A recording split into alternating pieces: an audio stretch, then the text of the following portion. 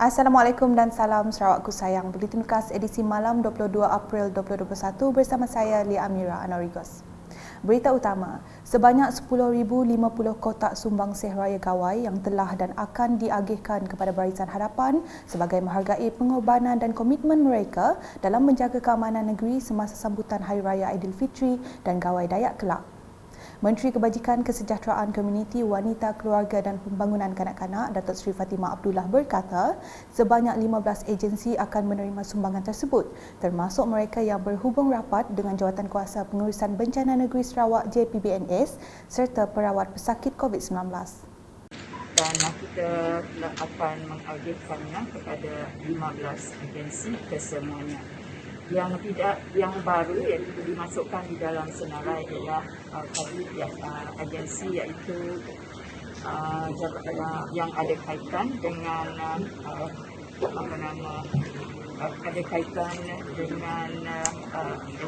SDMC dan juga agensi yang merawat dan merawat pesakit COVID-19. Beliau berkata demikian semasa menyampaikan sumbang seh raya gawai di Ibu Pejabat Polis Diraja Malaysia Kontijen Sarawak di Kuching pada Khamis. Senarai agensi penerima sumbang seh raya gawai 2021 seperti tertera.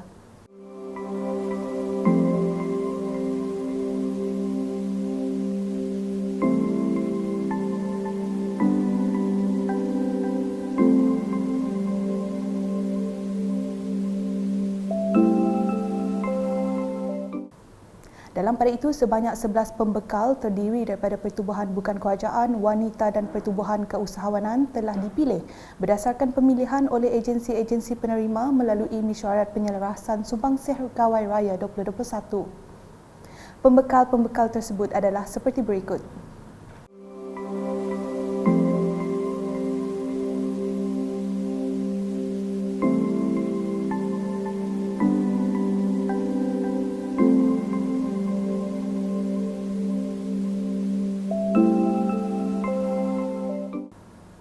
Laporan selanjutnya, fasa kedua program imunisasi COVID-19 kebangsaan bahagian Serikeh yang akan bermula pada 30 April ini akan melibatkan seramai 2,340 penerima. Residen bahagian Serikeh merangkap pengerusi pasukan petugas imunisasi COVID-19 CITF bahagian Serikeh Felicia Tania Hua berkata, program terbahagi kepada dua lokasi iaitu Dewan Suara Serikeh dan Pusat Pemberian Vaksin PPV Hospital Serikeh. Untuk makluman, PBB Dewan Suara Serikeh bakal mengenalikan 2,220 vaksin, dos vaksin COVID-19, dan kita ada juga satu PBB di Hospital Serikeh juga dibuka, tetapi hanya mengenalikan 120 dos vaksin COVID-19. Jadi maksudnya di sini untuk fasa kedua daerah Serikeh kita akan menerima sejumlah 2,340 dos sahajalah. Bercakap semasa sidang media program imunisasi COVID-19 kebangsaan PICK daerah Serikeh pada Khamis, beliau menyeru penduduk daerah itu untuk menyemak status temujanji vaksinasi di aplikasi MySejahtera untuk pengesahan tarikh bagi pengambilan dos pertama vaksin COVID-19. Terdahulu, beliau meninjau simulasi program imunisasi COVID-19 kebangsaan yang diadakan di Dewan Suara Serikeh. Dewan itu dipilih sebagai PPV fasa 2 yang dijangka dilaksanakan bermula 30 April hingga 3 Mei 2021. Pegawai Perubatan Pejabat Kesihatan bahagian Serikeh Dr. Johnny Ling Sian Kang menyampaikan taklimat menyeluruh berkenaan tata cara serta proses suntikan yang akan dijalankan nanti. Seterusnya, individu yang menerima vaksin COVID-19 tidak perlu dikuarantin selama 14 hari. Perkara itu dijelaskan Pengarah Jabatan Kesihatan Negeri Sarawak Dr. Chin Zin Hing yang menyatakan bahawa ia tidak berkaitan dengan kuarantin melainkan alasan-alasan lain seperti menjadi kontak kepada kes positif, memasuki Sarawak dan sebagainya.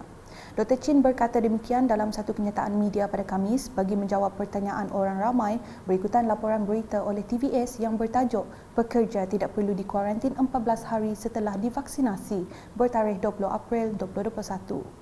Jelas beliau penyataan itu merujuk kepada vaksinasi COVID-19 dan tempoh masa sejurus selepas menerima vaksinasi.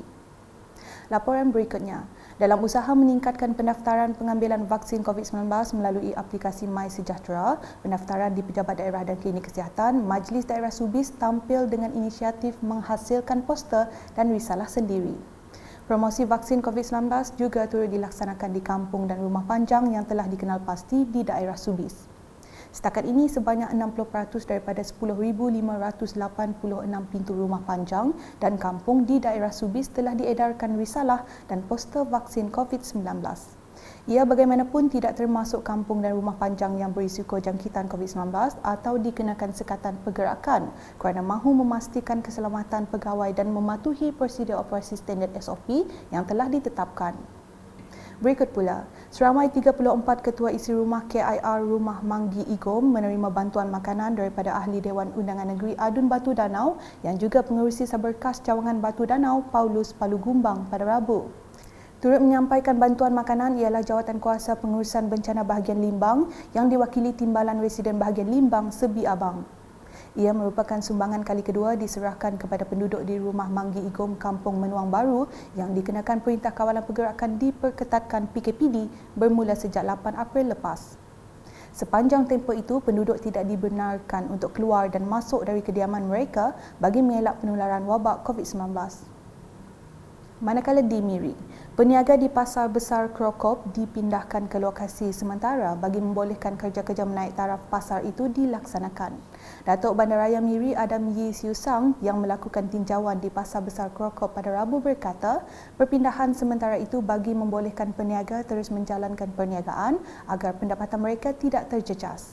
Beliau turut mengucapkan terima kasih kepada peniaga yang terlibat kerana memberikan kerjasama dalam memastikan kerja-kerja menaik taraf Pasar Besar Krokop Fasa 4 dilaksanakan mengikut jadual. Ketika ini, kerja-kerja menaik taraf pasar besar itu sedang dijalankan bagi meningkatkan kemudahan pasar berkenaan dan dijangka siap pada 1 Jun 2021. Sekian edisi malam bersama saya Lia Amira dan kru penerbitan. Berita lebih lanjut boleh didapati di semua platform media sosial UKAS termasuk portal ukas.sarawak.gov.my dan pastikan anda subscribe UKAS Channel di YouTube. Salam UKAS.